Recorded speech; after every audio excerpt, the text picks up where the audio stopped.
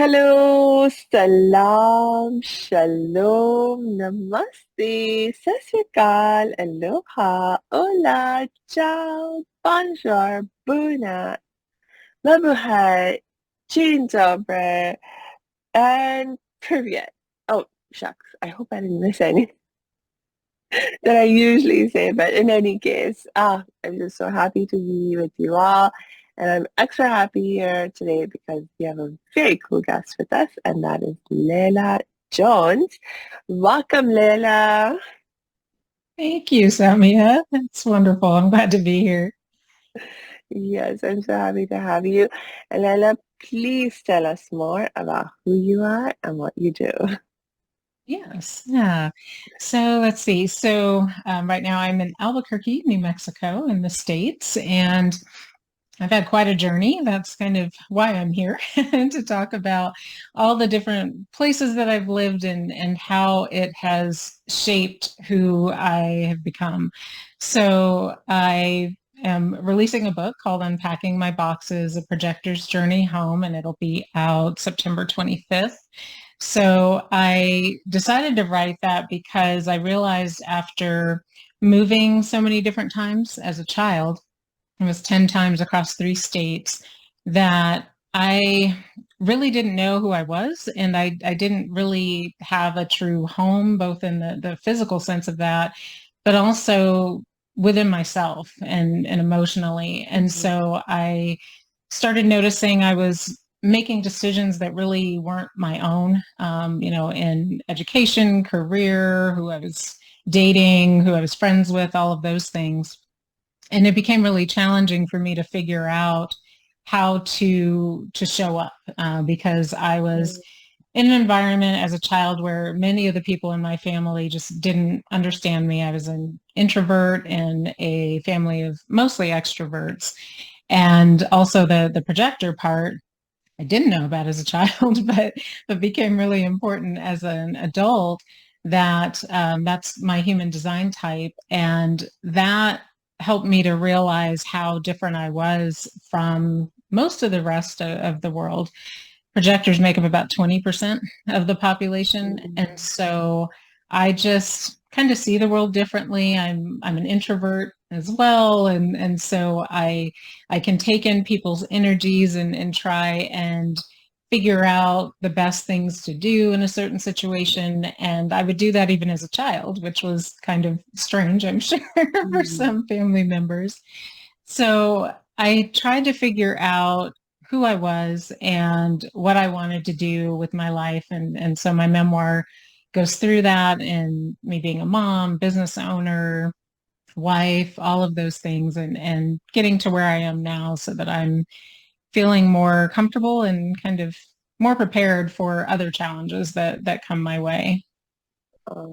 Thank you so much for sharing that Yeah. aspect of your journey. And I think in my introduction, I forgot to tell folks that you're a certified quantum human design specialist. Yeah. And of course, you're an author, as you mentioned.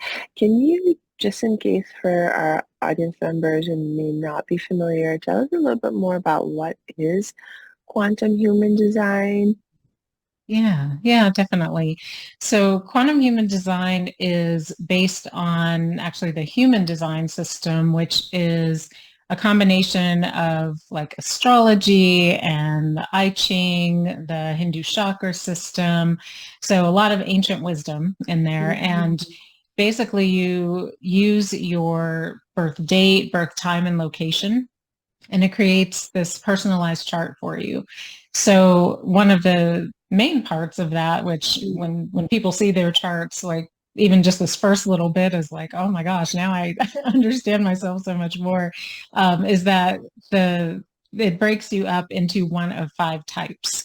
Mhm. And like I said, mine is a projector. And so just seeing that and kind of understanding how your energy works in the world, how you show up, how you interact with other people, how you make decisions, all of those things Mhm. can come into play as you're looking at your type.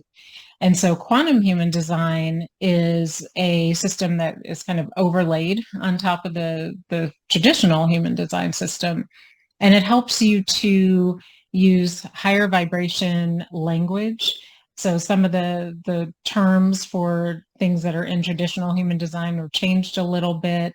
And the idea is to help you see the ways that your chart isn't limiting you, but it's actually allowing you to move forward and make changes in life that are more in alignment with who you are. Ah, yeah, I really like that. One, of course, I can see the appeal in the overlaying of the quantum sort Mhm. of layer.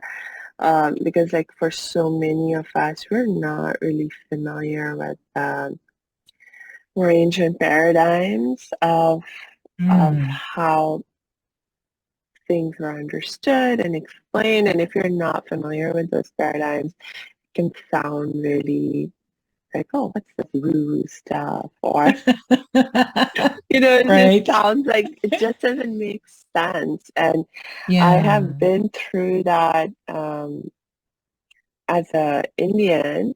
We have a very, very rich culture and history. You can trace it easily back, even in the context of written history, to 5,000 years, and even beyond Mm. that in terms of our mythologies and so forth, Yeah. in the ancient scriptures that are still to this day, they're live, and there are people who Mm. believe in them and practice them. But, in modern India, most of the people have lost touch with a lot Mm. of those roots, and we have become Yeah. so, like, especially, in the upper classes and even in the middle classes are trying very hard to move up into the upper Mm. classes. The focus, if you can afford it, you want a Western education, you want an English education, because Mm. that's sort of like part of how you move up the class ladder. And with a Right. Western English education, you don't learn about the ancient wisdom stuff. And so Right. a lot of Right. people are sort of losing touch and access. That's just one of the reasons why. But like certainly that Mm. was what part of what was happening with my family. Mm. And I mean there were always like things that we knew that are taught in the culture, but at a very surface level. And so a lot of it, because we didn't understand the deeper meaning and reasoning behind it, we just ignored it. Mm. And other times when someone tried to explain it to us in the context of these ancient systems, we were like, oh, that just sounds like rubbish. There's no scientific, what's the scientific Right. evidence, this and that, you know? Yeah. Hey, thanks for tuning into this episode. Hope you're getting value out of it. For your information, this episode has been sponsored by the Happiness 101 program. Are you a change maker, coach, trainer, or healer? Are chains of fear holding you back from making the impact and income you desire? Using a unique combination of positive psychology and the spiritual wisdom of our most effective change makers, the Happiness 101 program helps you break through your limiting beliefs and manifest the abundance and success you desire with fun and ease. Interested? Book a free Happiness 101 exploration call with me, your happiness expert, Samia Bano. Just use my online calendar link in the show notes. Now, back to the show. Right, right. Oh, that's really interesting. No, thank you for sharing that because I think about that too in the United States and kind of American culture with our fairy tales. I think it's kind of a similar thing where it's like, because I have two girls and so I can remember reading all kinds of things with them. And I think it's kind of similar where it's like, when you're an adult, you kind of start thinking, oh, that stuff's just for kids. But, as I've reread them as an adult, I'm like, there's actually a lot of wisdom in these, or you can kind of see those archetypes showing up in yourself and other people. And it's like, okay, I'm starting to see those patterns, or, maybe what the lessons are in those. And Yes.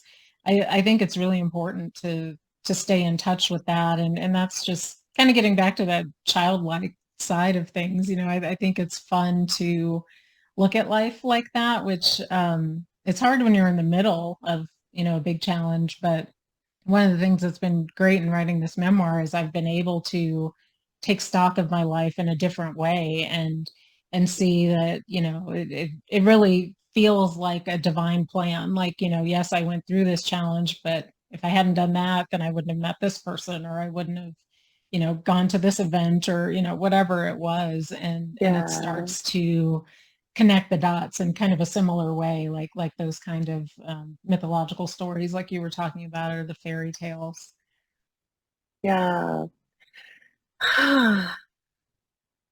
Yeah, it's like really such a profound aspect of, I think, our lives when we're able to look back at Mm. what we have experienced and see a new perspective, give it new meaning. Because, like, for me, that has been a huge aspect of the healing process and my own Mm. journey of, transformation.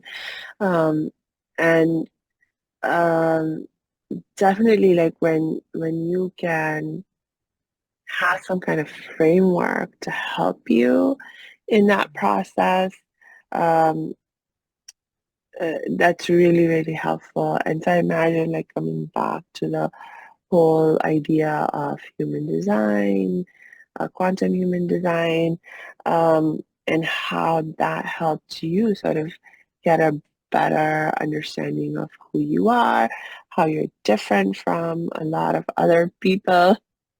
Right. Right. Yeah, and it Yeah. is multi-layered, and I think Mm, that's the part that I really like, because mm, you can dip into it and just learn about the the basic traits of your type, yeah, and even that can be really helpful. And then you yeah, can keep going and look at what's called the strategy, which is kind of how you navigate life, how different mm, opportunities come to you. And then the authority is another piece, which is like your decision making piece. mm, And, it's different for everyone. And so, even just tapping into those three, I've seen with people that I've worked with, that it makes a huge difference for them to see, as they're tracing back, like you said, looking back at their lives, and like, yeah, oh, that's when that situation worked out, because I was actually following my chart without knowing that I was doing that. yeah, Or here's where I ran into a dead end on something because I was trying to act like someone else, or show up mm, in a different way. yeah, So, and I think that's a really common thing, like, outside of just the human design, but just when you're raised a certain way, and it's easy to think that you have to do things just like everybody else in your family. Like, of yeah, course, there's certain values that are passed down, that makes sense.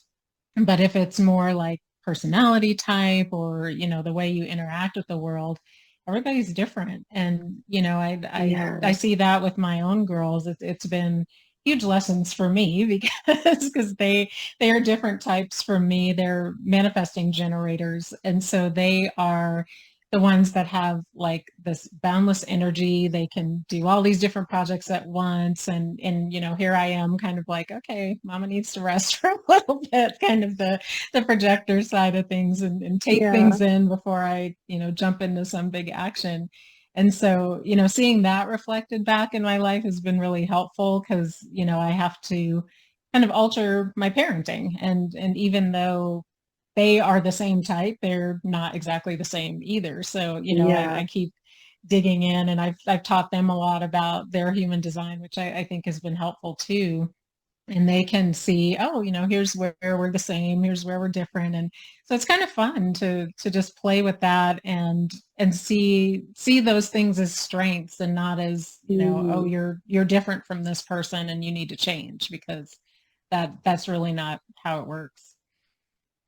Yeah, that's such a important point, and you sort of like started to talk about it earlier also in terms of not seeing your design as a limitation, but rather just as a sort of a guide to how you can do things in the best ways for you.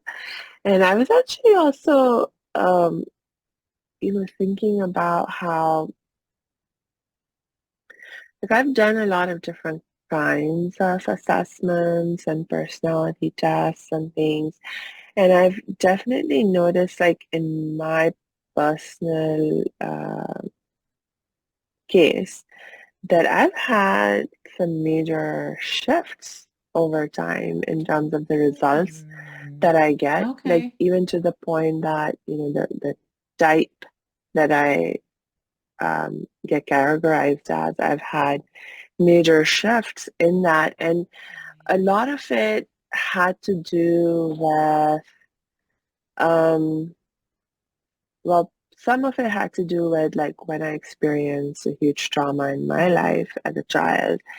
I really sort of closed up, and then I tried to, like, the way that I became, I don't think that was a reflection of the real me, as it were, Right. and so I was Mm. acting in ways that um, were not true to my design. And Okay. Yeah. But also I think part of it has been that as I've learned, um, and I've been healing and so forth, I've been learning, like, different ways of doing things, and Mhm. been feeling very free to be like, oh, I want to try out these different ways. Yeah. I don't want to limit myself to just one way that I think is the right way or that I've been exposed to. I want to try different ways. And so as I've tried different ways, I mean, I end up, sort of picking and choosing Mhm. the different strategies. And so in the context of a lot of these like assessments and personality types, I find that it's not a case that you're just one thing and nothing else. Right. It's more that you have a dominant um, character, and Hmm. most of the time you sort of tend to react in this way, think in this way, but you can definitely find Right. bits and pieces of yourself in the other types as well. And Yeah. um, so I was like, oh, that's an interesting way to think. Yeah. No, that's really cool, Sammy, because I found the same thing. Like I remember doing, I think it was Myers-Briggs, like for the first time in my 20s, and I was a different type. And then, I took Yeah, it later in my 40s. I think I'm an INFJ now. I can't remember what I was before. But yeah, and so you brought up two really big points with that you're answering different questions about your personality. And so it mm, can be like in the moment what was going on at the time when you took the test, and something is top of mind and so you answered a certain way, or is yeah, it the way that I am typically in the workplace or at home, mm, or with friends or whatever, so it might yeah, be a little bit different. Or like you said, dominant traits will show up, and you start to see those trends. So it's really interesting to see it that way, and to kind of contrast that with human design and quantum human design. It's you kind of can't cheat on the test. It's your birth date, your birthplace, and the time. And so with that, for some people they like that because it's like, yeah, okay, here it is. But for others, they'll feel like, well, that limits them, and they can't really mm, change. But what I found with looking at my chart and looking at different elements of it, it also taps into what you were saying about the stages of your life, because yeah, the quantum human design part, has us looking at some of those what are called astrological developmental cycles. So kind of as Mm, you're turning 30 and 40 and 50 and so on. And so there's parts of your chart that you can focus in on, and it mm, does exactly what you were saying, like whether it was just a certain time frame, and age, chronological age that you were mm, going through, and then something shifts in your energy, you can actually see where that is in your chart and mm, what those energies were.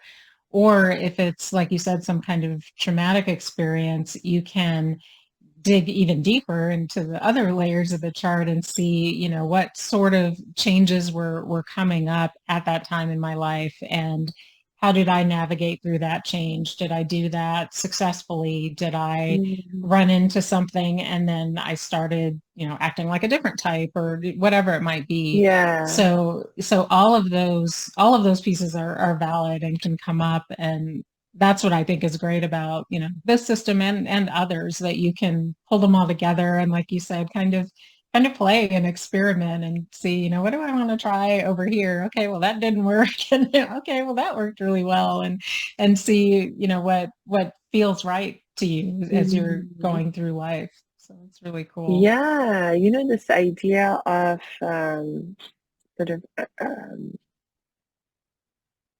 having a system to understand yourself that sort of um, takes into account how you're growing, that's really appealing to me Hmm. because, Yeah. especially like if you think about this from a spiritual perspective, one of our core missions, as it were, in life is to grow. I mean, we have all got different lessons to learn.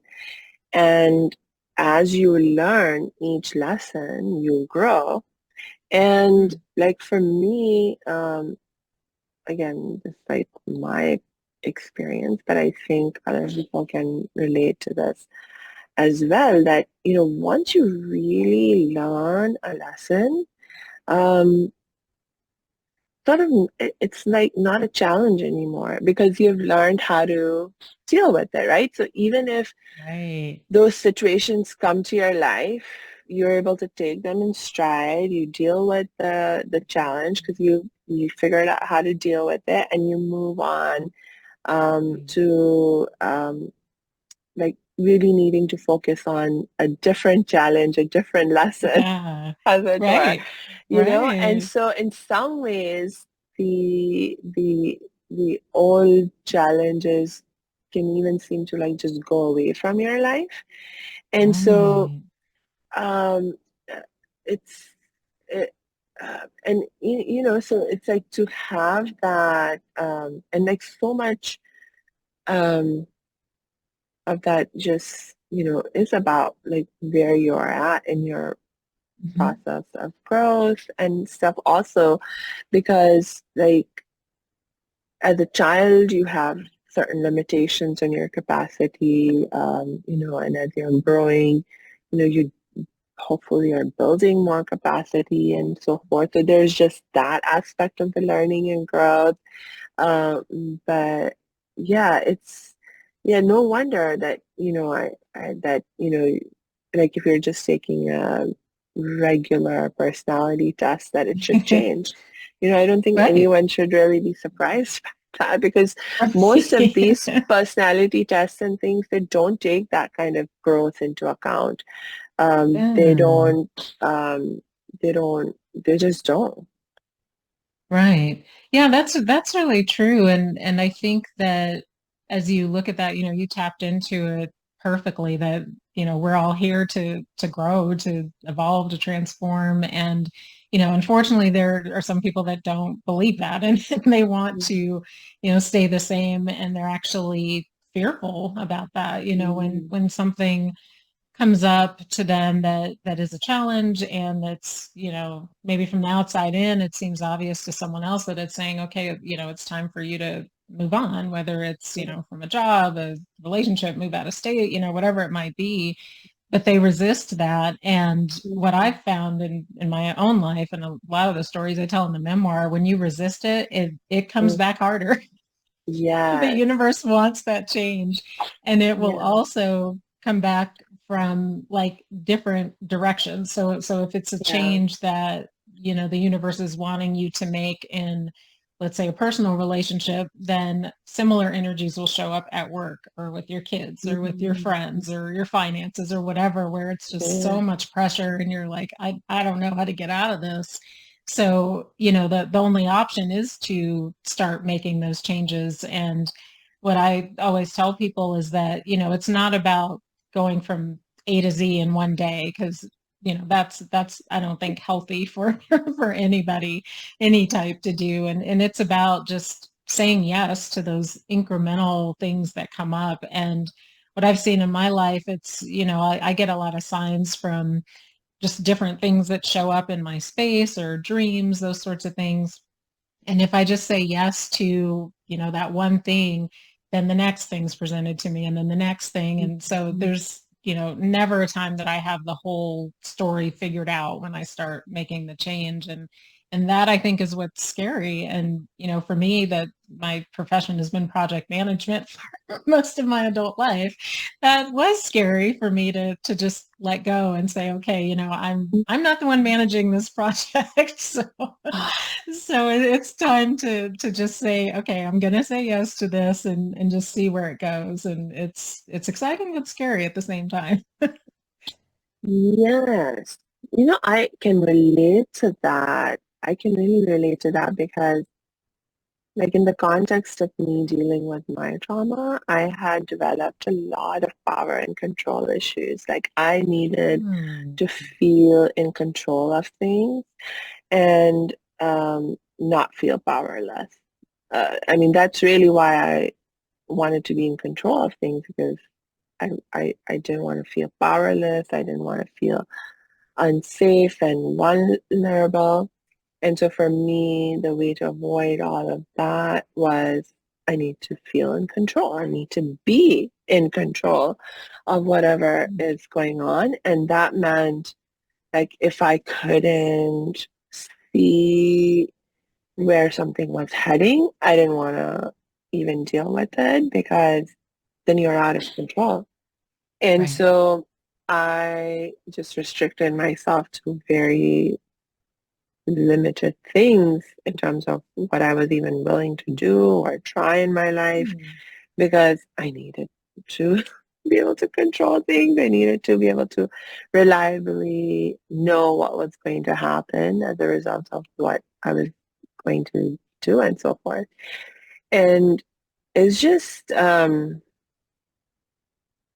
I mean, obviously that kind of constraint, to live such a constrained life is obviously a very, in so many ways, you create unnecessary challenges for yourself. It's not a happy state of mind either because you're constantly anxious and you're really fighting a losing battle, trying to control so much. Right. And so oh, I mean, at some point, I just got so tired of that. And I basically just had to give up, like, because I was just so tired, but also Right. because I was so stuck. It's like try to help yourself. You do the very best you can, but with all of these constraints, especially, like the constraint of not being willing to ask other people for help because you can't control other people and you can't control their reactions. And so, like how Yeah. much can you do on your own? Not too much, Yeah. actually. And so for me, that was actually one of the biggest problems was that I was also too scared to ask for help because of my control Hmm. and power and control issues. So at some point, I just had to just give up and be like, help. I need help. Right. Right, right. Ugh. No, that's true. And yeah, and I sympathize because it's pretty much the same. And I run into that too. And when I start feeling that energy now, I'm like, okay, remember what happened the last time? And then I have to kind of let go. when I was married and, we were running a business together, had 2 kids, all of that, everything on paper looked perfect, but I was just stressed out. And so it would turn into migraines, where I would just Mm, be in bed for, half a day or a day and just like couldn't function. wow. And so when that happened, it was usually a result of me trying to push too hard, making something happen. And what I found is, the body will stop you when your mind is Yes, trying to to do something it probably shouldn't be doing. And yes, that's the way it would show up. And, and it will, keep going. Sometimes it's, more extreme illness or something like that. yeah, And that's just, it's so scary when that happens, and then you really are out of control, because then, your body isn't yes, functioning the way that you would expect it to. And so that's when you have to just like stop. You're forced to stop and try and figure out something, or else that pattern will keep repeating. And, yes. I really, like I said, like I thankfully have figured a lot of that out. But anytime I feel that kind of controlling energy, coming up, even now, I'm Yeah. like, okay, I can feel that. And it reminds me of what it felt like before. So then I start to take that step back before it goes too far. But Yes. you have to experience that to know, what it feels like in order to make that change after. Yes. And like I know for me, undoubtedly, it's been one of the big lessons my soul and spirit are here to learn is this whole power and control stuff, you know? Mm, And so it's been showing up in different ways, like, and in different contexts. So it's like, oh, I figured it out in this one context, but I still have a tendency to try and control things or have trust issues in this context. And that it's like now that I realize that, oh, power and control, it's like one of the key lessons I'm learning about as spirit in this life, then, it is really helpful because then I'm like, okay, what am I holding on to here? What am I trying to control here? It just gives mm, you a different question to ask. And in this case, I find it a very helpful question to ask for me mhm. because the moment that I ask that question, I'm like, oh, this is what I'm trying to hold on to. This is what I'm trying to control. Right. This is what I'm having, issues with in terms of letting go. And so then it's like, okay, now I know something about how to let go, about how to surrender. So let me practice that. And then Right, things become more fun right. and easy. Yeah, yeah, no, that's really good to figure that out. Because yeah, like mine, just growing up, and even as a young adult, I always felt like I didn't belong wherever I was. Mm, I grew up in these multicultural environments, and, liked mm, different kinds of music, and, spoke different slang, and was into all these different cultural things. And I'd come home and, didn't really feel like I fit in with my family a lot of the time. And so I yeah. kept carrying that with me, like, everywhere I Mm, would go, it was like, nope, I don't belong here, I don't belong there. But I've started having to turn that around and say, well, maybe it's okay, I don't belong in this place, maybe I need to be over here. And, huh, start looking at that in a different way, and not seeing yeah. it as a negative. But when I was feeling that kind of unwanted energy, that would come up all the time. And so then Mm, I just didn't know what to do. And then you start to self-sabotage too, because you're you're kind of coming into the room with that energy, and then everybody's sending that back to you. right, So then you feel like, oh, well, that's reinforced, when it's really just how you're showing up in the place, and right. it's not truly you, and like you were saying, with having to grow through that, and figure out what's really at the source of it and what's happening. Mm, And so then you can say, okay, yes, that was a lesson, or I can use what I learned from the past to, apply it in this new environment or new situation. And then that's really exciting. I think That's kind of the whole Yeah. point of going through all this. Yeah. You know, the example that you shared of feeling that sense of not belonging, not feeling wanted because you were in so many different kinds of environments. It made me think about the fact that, you know, like just going back to the idea that we're all here to learn certain lessons Mhm. in our lives, and it's different for each of us. And so, like for me, I've also moved around in very diverse, multicultural Mm. environments. America is the fourth country I'm living in. And I've also always been fairly different from most people around me. But, you know, in my case, it never bothered me. It just Mm. never was a big issue. Um, and so it's like, and I mean, I just had, even from like, I think the very first time we made a move, that was when we moved from India to the Middle East.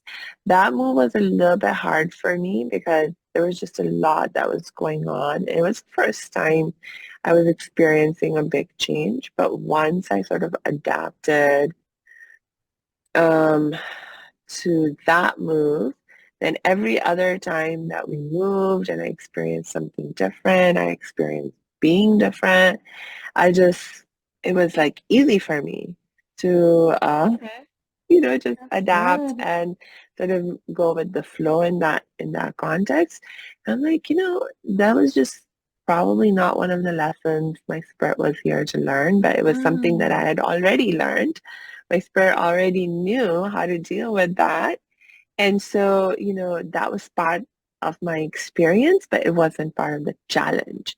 But the Yes. experience, it brought the experiences that I had um, in that context of moving around, being different, and so forth. It did bring up the challenges of power and control. You know, like Oh, I okay. didn't feel challenged Yeah. with feeling different, but I did feel challenged with issues of power and control because when things change and you're in different environment, you're dealing with different people, different kinds of people, Yeah. then you have to keep, and then you're focused and obsessed with controlling things. Right, right. That is challenging, right? So, Yeah.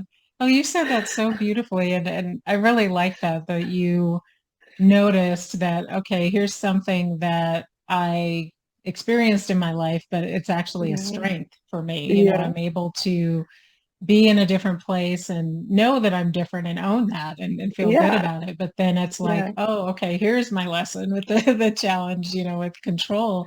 And I Yeah. think that's really important because that shows up and I'd be curious to see if it shows up in your chart and those two pieces. That's really cool because like for me with the not feeling like I belong, that definitely shows up in my chart somewhere. Uh, And the other part, though, which feels like opposites, which is kind of interesting, mm, is that I'm here to focus on like the safety and security of others and mm. building community or being in the right Yeah. community and presenting Yeah. that to them. So, you know, Yes. of course, I have to overcome that challenge of Yes. not feeling like I belong so that I can Yeah. find that right community. Yes. So it's really interesting, and there's those kind of um, seemingly opposite things that will show up in someone's chart, and it's like, well, yeah, you get through this part, and then you can keep going and really flourish and really show up Right. the way that you're meant to. So that's pretty Yeah, no, cool. it makes total sense to me because one of the core lessons or ideas that I learned and that I keep going back to now, I keep reminding myself of is, you know, this idea of every challenge is just an opportunity. Every challenge is just an opportunity to learn something, to grow in the ways that we need to, you know? And so, of course, it's like, so the other question that I love to ask myself now, like when I'm feeling challenged by something, it's like, if I can solve this challenge, what's the opportunity on the other side? You know? Oh, I So it's like like, yeah, that. when you Yeah. for example, uh, are feeling the challenge of of uh, feeling like you don't belong or unwanted, and you Mhm. solve that, then you get to experience Right. community and connection and love. Yes. And like when you are Right. feeling the challenge of wanting to control something or feeling out of control, but on the other side of it, there's a feeling of freedom, Right. Very and true. like Oh, this that's great. amazing relief and peace of surrendering, of letting go. And so there's always that, it's always like this coin with two sides kind of a thing Right. going on, right? So there's problem on Right. one side, but there's the solution or the opportunity on the other side. So Right. Oh, that's really nice. Yeah. No, that's very true. And I like that. I'm gonna have to steal that question for myself as I'm meditating. That's really cool. Because yeah, I think that it's sort of like when you think about someone who maybe doesn't have that same philosophy, like we were talking about seeing those challenges as opportunities, and they instead might take that in and just think, oh, God just hates me. I just have a horrible life. And, I'm not supposed to do this or whatever, and just kind of give up and then maybe let other people control their lives or, mm, try and just go through the motions, status quo yeah, and not make any changes. And that becomes more stressful in the end. I've seen a yeah, lot of people that I've come across with they've come across my whole lifetime where they kind of had that philosophy and then mm, they become older and realize they have all these regrets in their life. There were mm, things that they gave up their control to other people or did things that they thought they should have done or yeah, society said you should do this way because you're this kind of person or you're this yeah, skin color or whatever it is, and then you're just they're just struggling with life and yeah, and really don't enjoy it. And so, then I'm the kind of person I am, I'm always trying to be positive and, tell them things and it's just going over their head, it's just not their reality. So mm, it's really hard to get through to someone that is like that. And, I don't have answers for that, as far as like if someone has that mindset, it definitely takes a lot of work. And that's where, I'm a big supporter of going to therapy and doing that yeah, kind of work and getting whole in that way, first yeah, before you dive in. I would never recommend, oh, just, look at your chart and you'll solve everything because yeah. there's a lot more going on that has to be dealt with before you can really start taking that next step to really try and transform from there. Yeah, yeah. You made me think about it's a little bit like I think it's sort of almost like a cultural mindset, but not like in a it's like when um people like there's certain if there's a certain lesson that you're taught or teaching in the culture, but if you don't really get it or you just take it at a surface level and you don't go deep enough, you can find yourself interpreting things in a way that becomes problematic. And I've seen that happen in the context of our Indian, Pakistani, and Muslim culture where it's sort of like, on the one hand, we have very, very strong teachings about surrender, about letting go, because, the idea is like Indian Pakistani cultures are deeply religious cultures. Even, like to this day, with all the modern education and stuff that we have had, we're still very religious people, and one of the key religious teachings is, that you like God is the one who's in charge of things, right? And so Okay. like Right. you're supposed to practice surrender, you're supposed to sort of accept God's will and sort of find peace in that. But I think what happens is when people don't go deep enough in understanding that idea or concept is and I used to be like this as well. When I had problems come in my life, I'd be like, oh, it's God's will that I have this problem in my life. So I just have to accept that I have this problem and do the best I can to live with it. And I thought that's what surrendering meant to, Okay. like Yeah. surrender to God's will by just accepting that I have to live with this problem. Okay. Right. And Right. like now I Yeah. realize, no, that's not the point Right. of it. But Yeah. that's how I, used to think about it. And like like I said, it wasn't just me. I didn't come up with that idea myself. I saw that's happening with so many other people around me, like almost to the point where it was like a cultural attitude. Right. Um, Right. so True. Yeah. Yeah. I think it's similar here.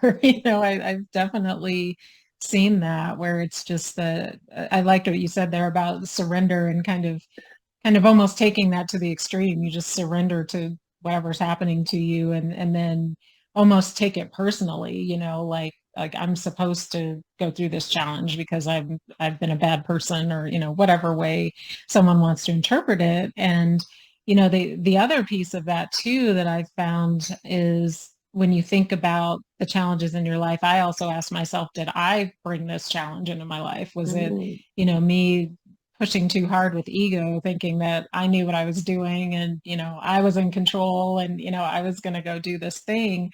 And then the universe comes back with, well, no, that wasn't what you were supposed to do. And so then you're presented with even more challenges. So right. it's like, you have to look at what's showing up in your life and Yeah. see, okay, is this something that's for my growth or is this something that I created that maybe I shouldn't have? And so Mm, then I have to figure out how to get out of that situation so that I can keep growing mm, and just, taking a minute and kind of asking those two questions, I think are really important anytime a challenge does yeah. come your way. Yeah, I mean, even in the context of having created something myself in terms of, you know, um, by resisting the lesson that I'm supposed to learn, I mean, that's still part of the process, right? In terms of the Hmm. growth that we need to experience and how we learn the lessons. It's like sometimes we're resisting learning. So we create these extra layers of problem for us. But it's like, it's almost like we have to experience that deeper level of problem before we are willing to say, okay, fine, I'll make a change. Right, right, right. Right. Yeah, that's very true. Yeah, it is part of the whole process too. And like if you don't know what it feels like to be, down in the trenches and hopeless and don't know what to do, then yeah, it won't you won't, I think, have that motivation or that energy to get out of it and, just want to do something better. So, on the flip side of it, if you're expecting life to be perfect all the time and maybe I think about that with my kids too and they tell me about some of their friends and where they've been kind of coddled and not exposed Mm, to too many challenges. Their parents try to work through everything for them.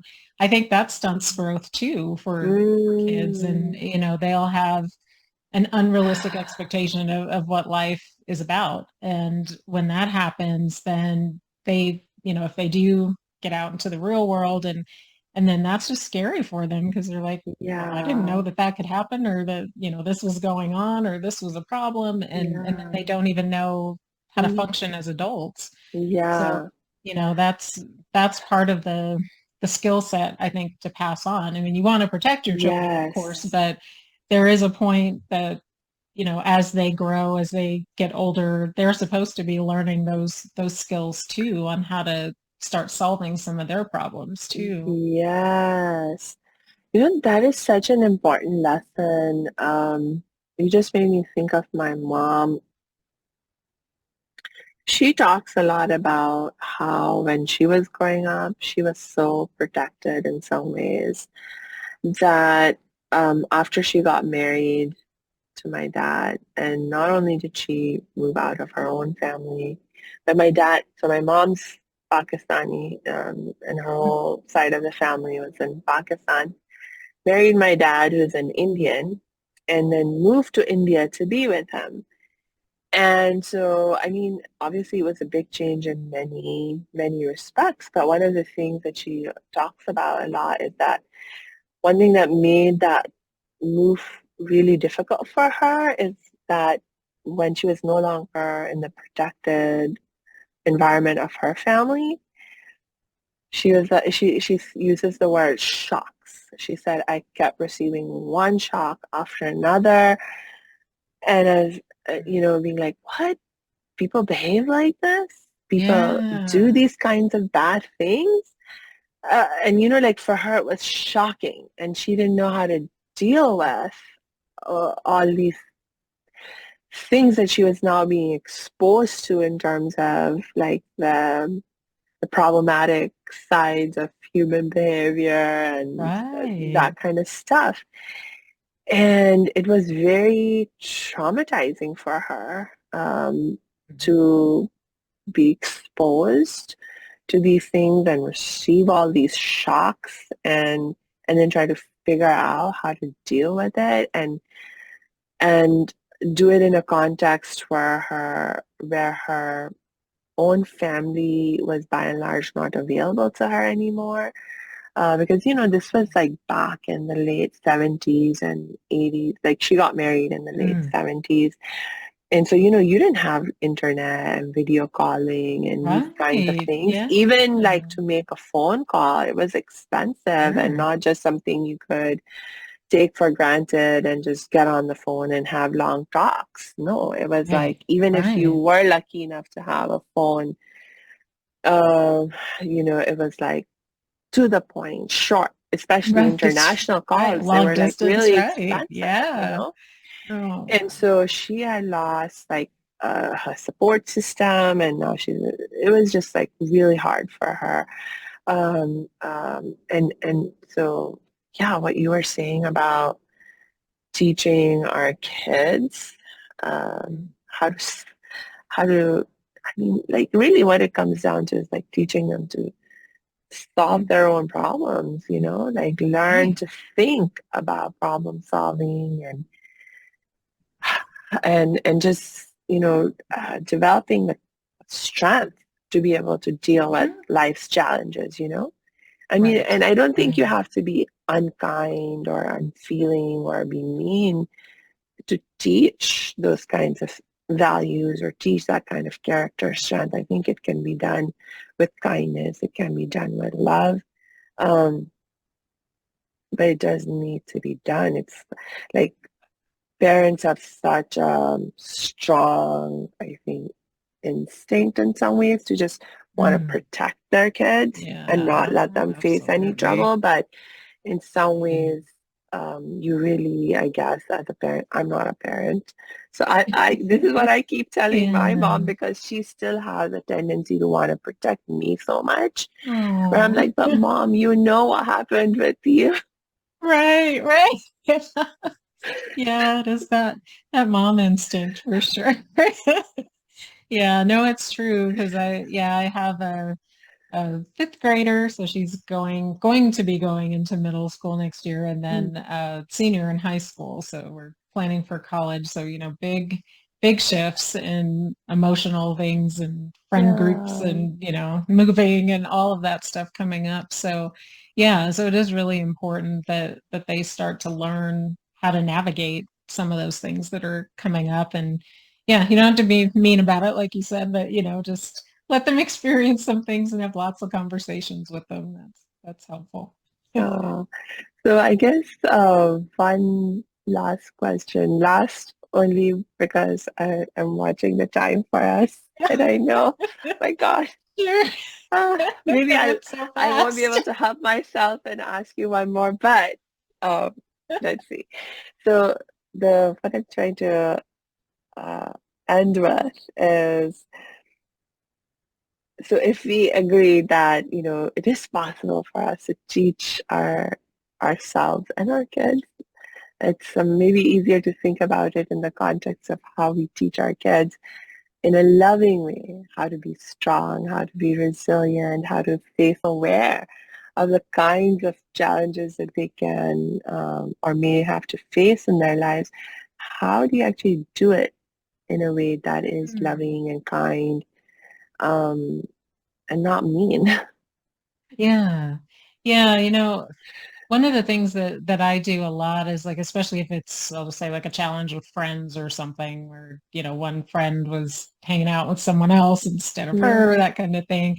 I try to bring it back and ask them to imagine what that person's home life might be like. And, mm, maybe I'll say, well, maybe they don't have a parent there that's as attentive with them, or maybe they mm, don't feel comfortable talking about themselves, or maybe they are in a situation where there's, just a lot of chaos going on at home. And so, maybe they're not really being heard. And so this is why mm, they act out. And, I'll try and pose those different situations so that, to me, it's all about just having empathy and trying to mm, understand that we've all grown up differently, as you and I have talked about, and, thinking about how we've been taught to navigate life. And one of the key things is that everybody grew up in different ways. They mm. have different home environments, cultures. There's just so much that goes Yeah. into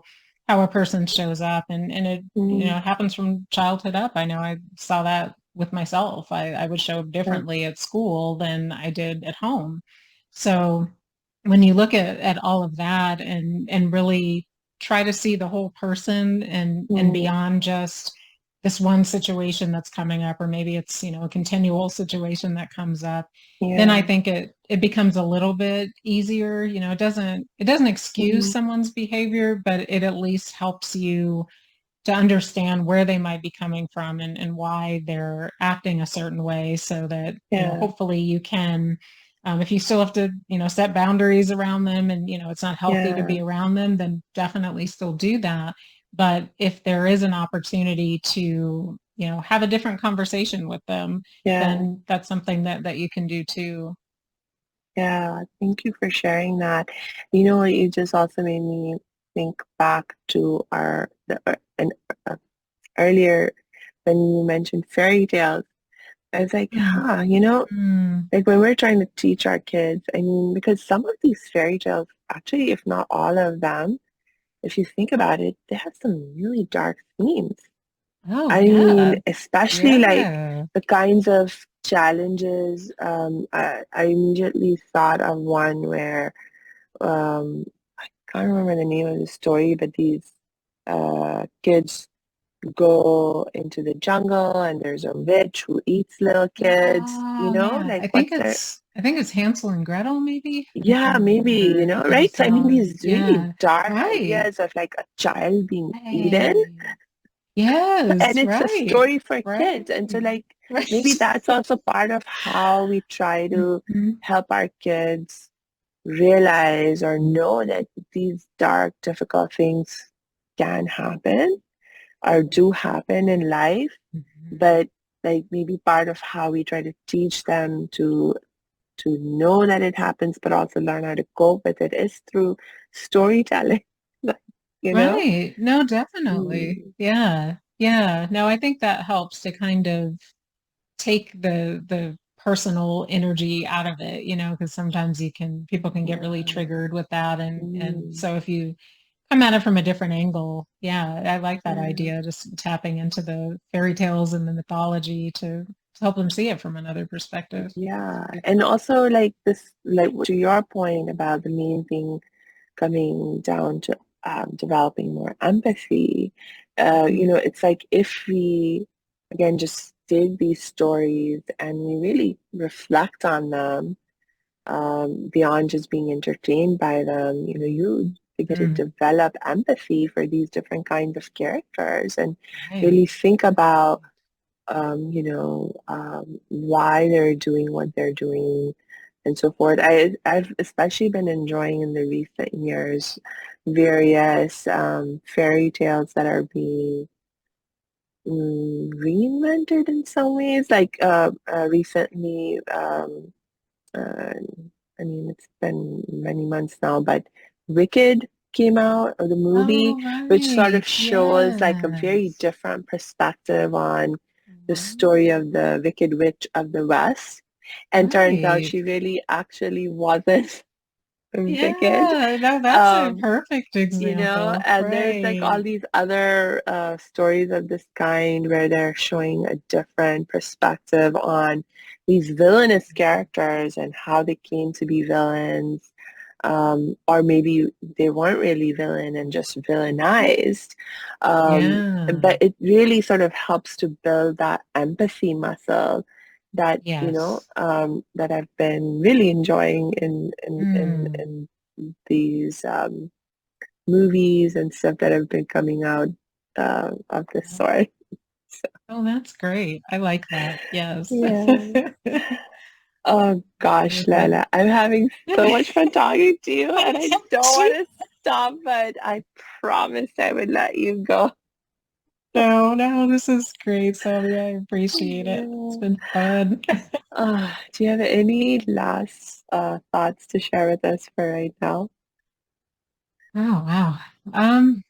I think just overall, as you do explore human design more and just kind of take it in baby steps, little pieces here and there, and take the nuggets that make sense at that time and apply it to your life, and then just kind of see what happens from there and see it as a fun experiment and not as a chore. Yes. Thank you for that, Leila. And for my Sure. last reminder, I will just remind all of our audience to please make sure you check the show notes because we will be dropping Laila's links in there so you can connect with her and continue to learn and grow and get the help and support you need whenever you're ready for it. So until we connect next time, I just wish you lots and lots of peace and joy.